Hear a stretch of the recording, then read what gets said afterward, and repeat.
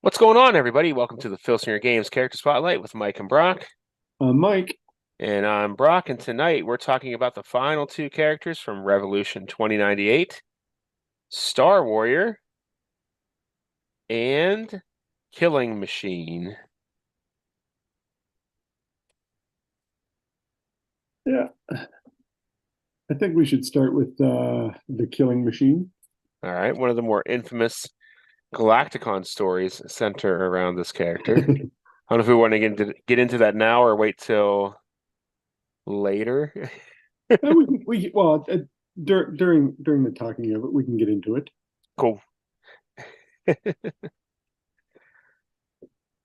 So I forget how he came in. The Guile brought him in, correct? As like an Yeah, enforcer.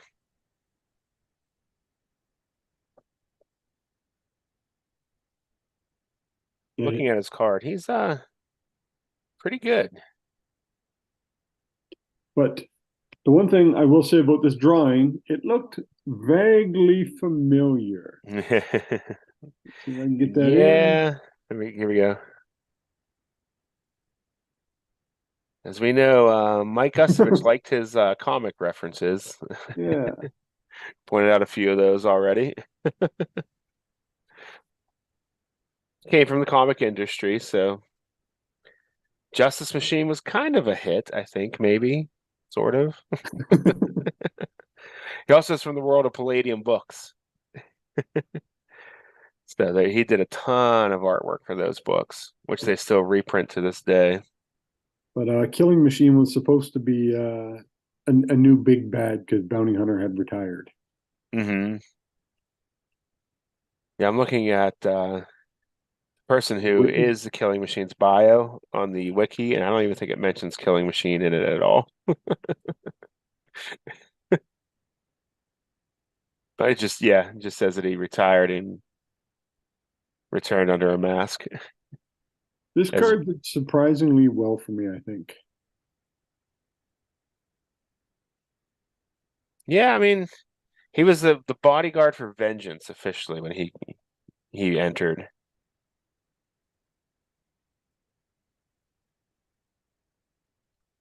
So he was aligned with the Gladiators at first. He captured yeah, because for me, the bounty hunter, and I think a lot of people, he was always aligned with the gladiators. Hmm. Yeah, he was like the fifth man, if you will. Yeah, because they were feuding wolf, the Any-Men, and he was feuding wolf, so it just kind of, Hmm. the enemy of my enemy is my friend. Exactly. And I think as Killing Machine, he captured two TV titles and an Intergalaxian title for me. It's not bad. He was only the Killing Machine for a little while. Yeah, Just this year, I think, actually. Maybe. No, it no, I doesn't think it was a say. couple of years. Yeah. Yeah, the wiki does not point out how long. And he retired, and he went 2-7-2 in feuds. It's not bad. It's terrible. Yeah, it's pretty horrible. Looking at his card, he should be pretty good. He's a defensive monster. The two feuds he won, Mayhem and Iron Man. Probably won a lot by DQ in those situations. He gets DQ'd a lot too. It's a 6. Yeah, he was in a three-way feud: Wolf, Iron Man, and Killing Machine. Hmm. Oh, sorry, Wolf, Mayhem, and Killing Machine.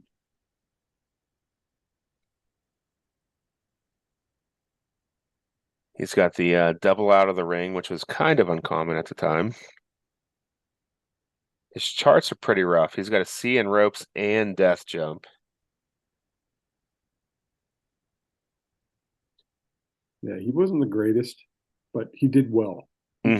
He's hard to beat. He doesn't have spectacular offense, but he's hard to beat. Yeah. So he's probably involved in a lot of long matches. He's the modern day Man Mountain. Yeah, there you go. He's got a little better offense than him, but I mean, his offense is above average. But he's got the awesome power bomb with the power check on level 1 at 3. Yeah. but he's got a -4 power, so that's going to get through Especially 99% back of the then. time. Yeah. Because Chaos hadn't even come out yet. Oh no, yeah, He was around, but yeah. No, oh yeah, yeah. Chaos was Chuck Carter. Yeah.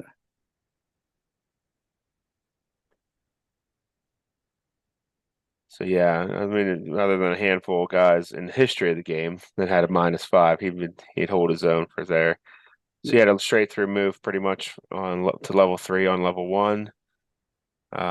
His finisher was a +2. Yeah, 0 hours +2. What was 0 hour?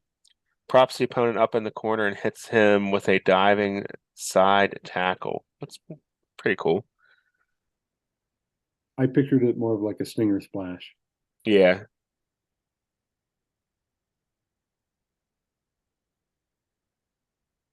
So yeah, he's got it's not bad. +2 agility, -4 power, 3 cage, 6'3" pin rating. He only has 1 down on his card and is protected by a leave option. So very tough to beat, but not necessarily the toughest offense, but above average for sure. Yeah. Not good in tag matches, not a single tag on his card. Yeah, I don't think I used him once in a tag match. I mean, he doesn't really need the tags when he has 7 comebacks on his card too. So And we have like 4 and 3 or something like that. yeah.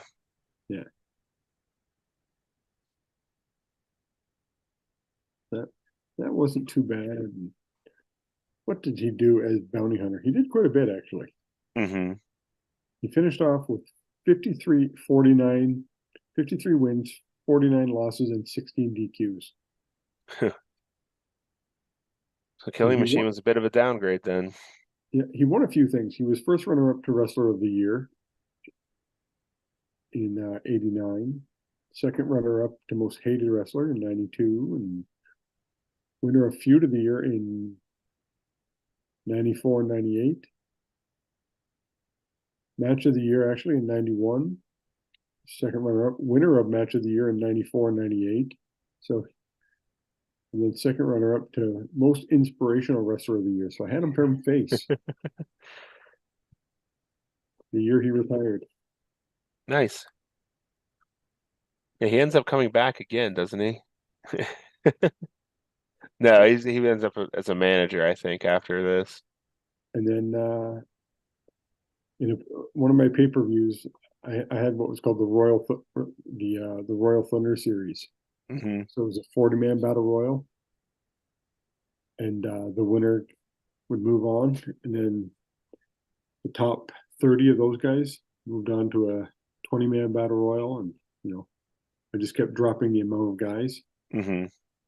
and he was one of the finalists, so he won one of the battle royals. Cool. He would be Just good. He would be good, really good in battle royals. yeah, The double out of the ring, get you down on level 3 pretty quick. and tough to keep down. Hmm. That's probably why he did that. Yeah, makes sense to me. Then I'm thinking we should leave that other thing until we get Tom on next week. Yeah, that's a good idea. That'll be fun. Let him tell the story. It's his story to tell. Yeah. That's a good idea. And if you don't know, you got to wait till next week. You got to Yep, tune in, you'll folks. you'll like it. It's before my time, but I think it was 1 year before my time. So we'll see. 1 or 2 years. I wish I could remember who asked the question, but it was Hmm. the answer was perfect. Good stuff. Yeah, I can't wait to hear Tom tell that story next week. Then we can move on to Star. Oh, how would you upgrade the killing machine? Um, I'd give him another move that goes through to level 3 on level 2 offense. I'd move everything up. I'd move his turnbuckle up to 3 and give him a move at number 4 that goes to level 3 defense. I'm getting rid of that C ropes. Yeah, ropes comes up a lot. Make it a B. He's still slow but strong. Hmm. It works. Killing machine. There we go.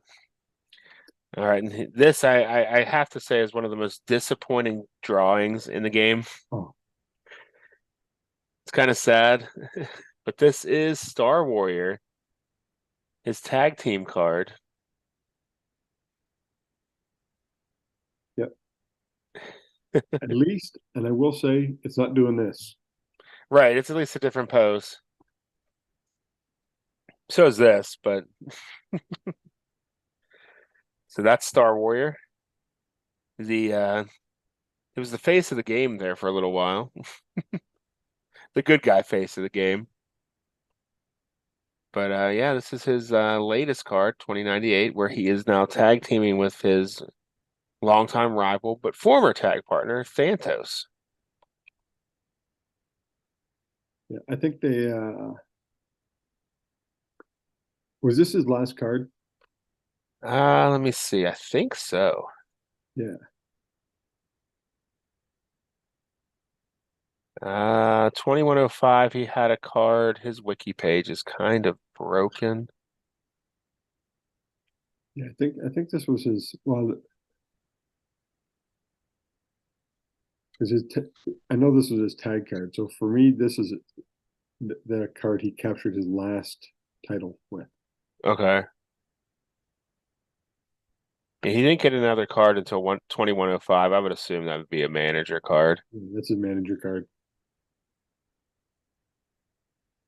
But for a tag team guy, this guy's solid.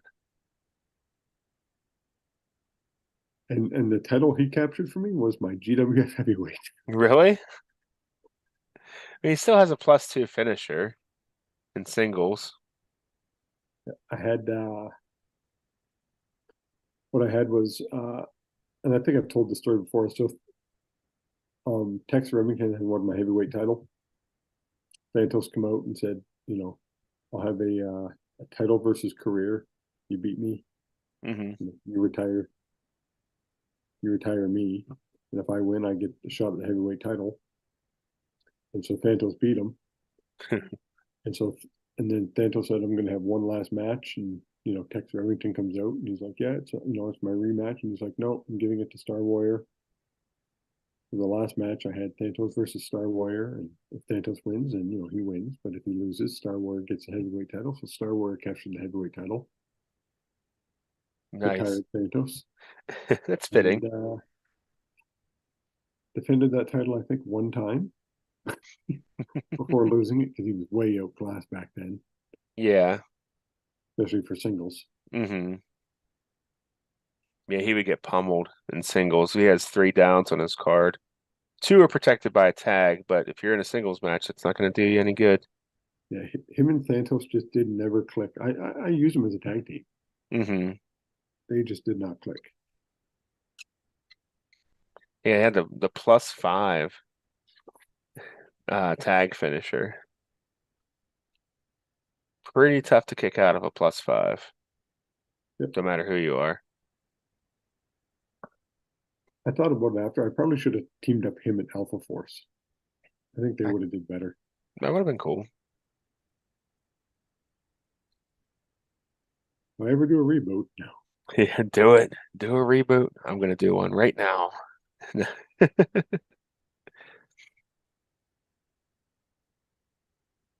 yeah, he did. Like I said, I like the drawing. I like the fact that he came in as a tag team guy, and he's leaving as a tag team guy. Hmm.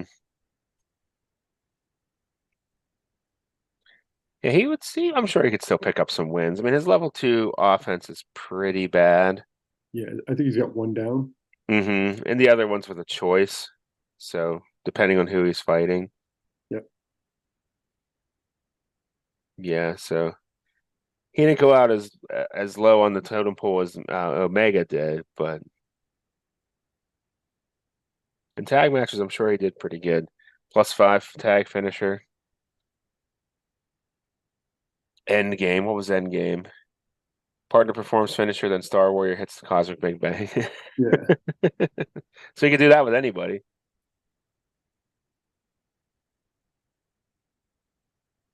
but Star Wars finished off as a 4-time heavyweight champion and a 3-time Intergalaxian champion. Not That's it. bad. That is all he managed to capture. Look, both guys, both Killing Machine and Star Wars, captured 7 titles apiece. Okay. Star Warrior had a longer run though. Yeah, and I think he's also one of the few guys to reach 100 wins too. Okay.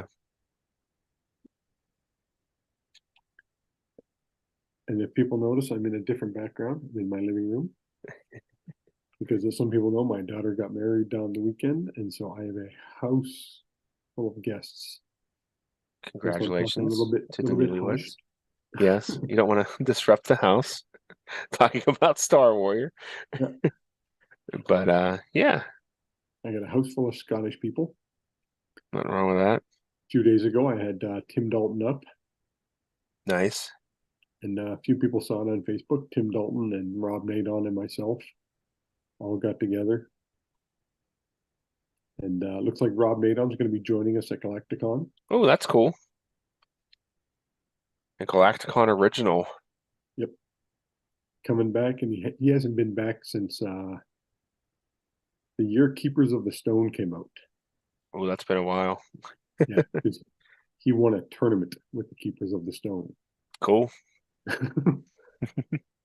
He's back. Yeah. So it'll be like I said, it'll be interesting. I'm hoping to make it to Galacticon. I might have one child with me. It might be a day trip, a Saturday there and back kind of thing. We'll figure it out. I got time. But Would it be Hope? yeah. He seems more capable, Yes. less prone to destroying things. Right.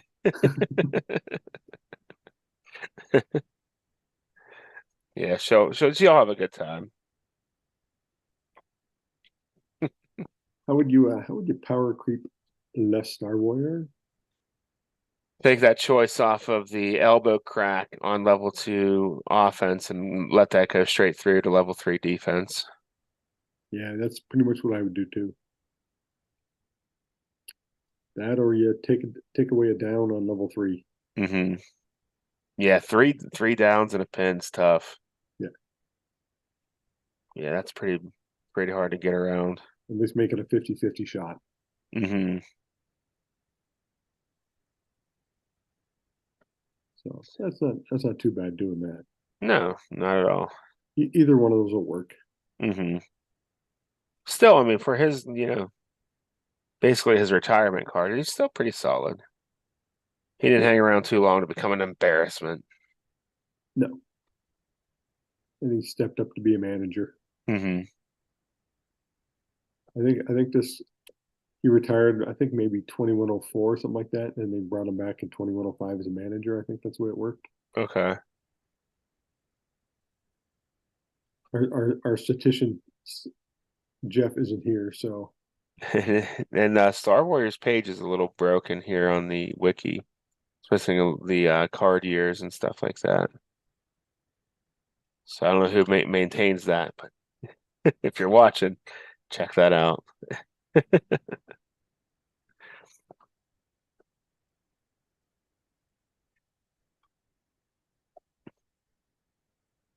yeah. And for our topic, we said we're going to try something new. Hmm. We're going to do a Mount Rushmore every week. We're going to Ooh. pick a different topic, and if people want to send in their own topics for us to choose, but we're going to have the four something. Maybe do one or two. Who's at the base of Mount Rushmore? Who just missed it? Yeah. But because basketball season's starting off pretty good, we thought we'd take our. It's not who we think are the best, but who our favorite players are. Our top 4 favorite Mount Rushmore players. Okay. Now in basketball, Jeff, he was supposed to be here, but his wife got called away. But he sent in his. Jeff's going with Michael Jordan, LeBron, Kareem. That's Kareem Abdul-Jabbar, in case anybody else wasn't too sure. And Wilt Chamberlain. Wilt the still. 100 points in a game, Chamberlain. That's a good list. That's a solid list. I know you're a big basketball fan. Oh, I'm a huge basketball fan.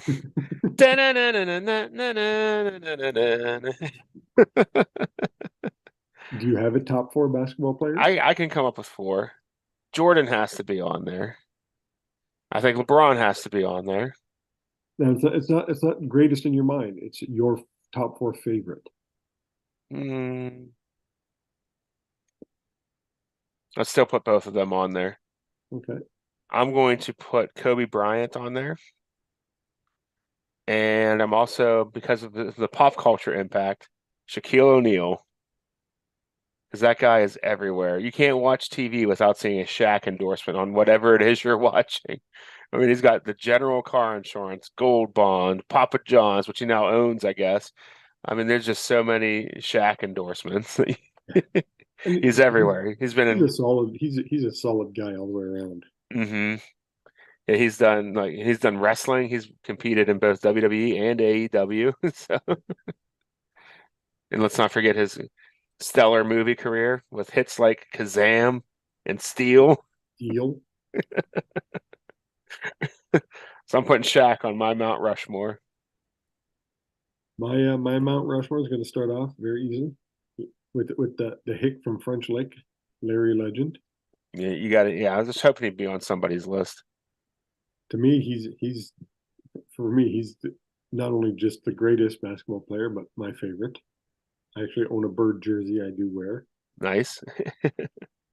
Number two would be Shaq. Okay. I just love watching him play. You know, he started off with the Orlando Magic. Shaq attacking those backboards. Yeah. You know, and the NBA had to change rules just for Shaq. Right. Like, 7'4" and 320-pound guy just barreling through, and everybody bouncing off because they're 180 pounds. Right. Then Michael Jordan. I loved watching Jordan play. Hmm. So competitive. Yeah. And that game 7 versus Utah, he sinks it at the last second.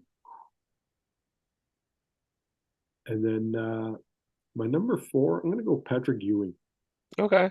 I just loved watching him play, the intensity in that guy, even though he played for such crap teams. Hmm.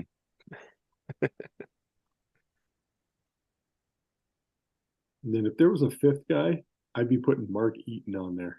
Oh yeah. I loved watching that guy. He was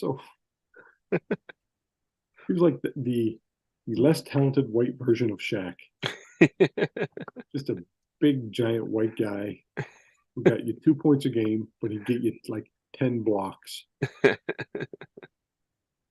Nice. for the Utah Jazz. There But those would be my Mount Rushmore guys. you go. That's a solid list. I think so. I wish more people would have had Larry Bird, but that's your own choice to be wrong. Yeah, I don't know why he doesn't get the popularity that he deserves. Greatest trash talker in basketball history. Maybe he's just ahead of his time. It's funny. You can watch. There's so many reaction videos of all these young basketball fans watching Larry Bird highlights. Hmm. And they're like, he's making these passes like no look tip passes, and like Gary Payton's like, he's the coldest man to ever play basketball. He's like, he would tell you what he's gonna do and then do it to you right there. Just there, this is what I'm gonna do. I'm gonna do it in your face, and then I'm gonna, that's your Christmas present. Or he comes out and he's like, I'm gonna play left-handed. Yeah, just for fun. Just to screw with you. I'm gonna rest my right hand. I'm gonna shoot the game with left and still get 47 points. Yeah. Can you Yeah, he imagine was probably just ahead of his time. That's any, probably safe to say. any player doing that today? You couldn't get away with it today. No, they'd lose their mind. Hmm. You'd be benched probably, most likely. Yeah. LeBron comes out. Yeah, I'm gonna shoot with my left. No, you're not. Do you want to be fined? And load management. That dude didn't know what load management was. You've never seen a player play with more bloody jerseys than Larry Bird. Good stuff. Something's always coming out of him. Yeah, so that was the our Star Warrior and Killing Machine. Yep. We wrap up 2098 with Mr. Tom Filsinger, a retrospective. Should be fun as usual. It's always a good time catching up And we're with Tom. probably getting closer to where he can start remembering things. Yeah. Yeah.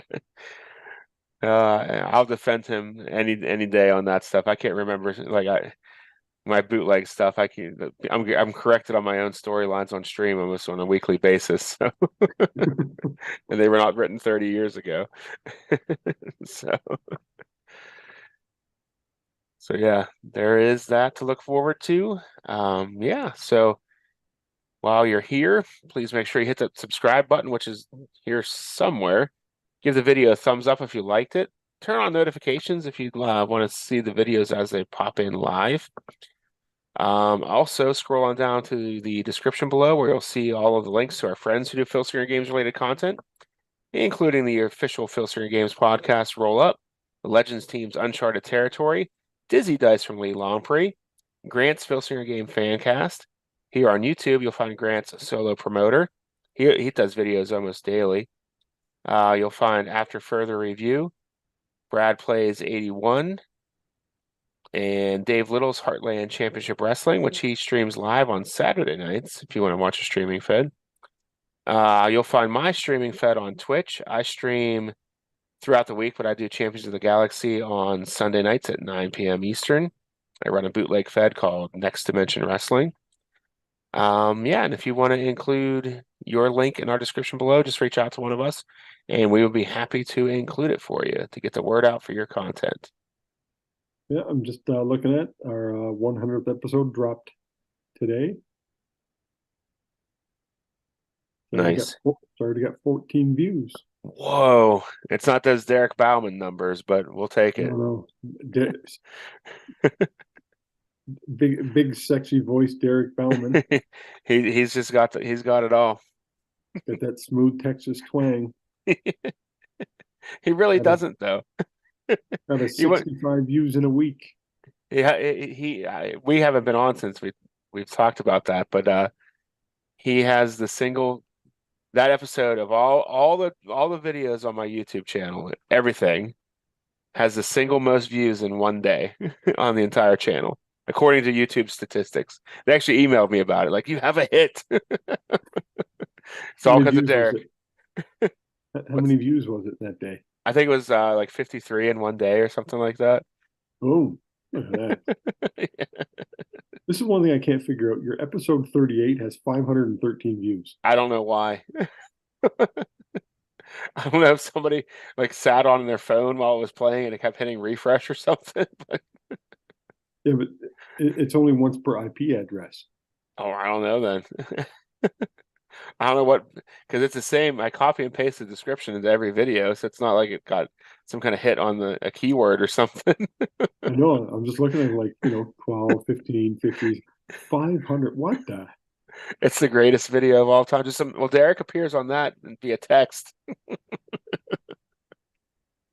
We just need to put a picture of Derek in the corner of all our videos. A little watermark of Derek smiling. He's money. Yeah.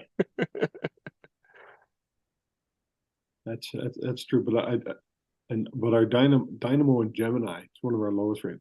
Only 27 views. It's because it's Dynamo and Gemini. Yeah, so disappointing. It is what it is. One of these days we'll have a breakout hit. Like episode 38 of season 3 of Next Dimension Wrestling. Okay. Oh, man. I'll talk to you guys next week. All right, we'll see you then, guys. We bring in the man, Tom. Mr. Filsinger himself. Have a good week, everybody. Night.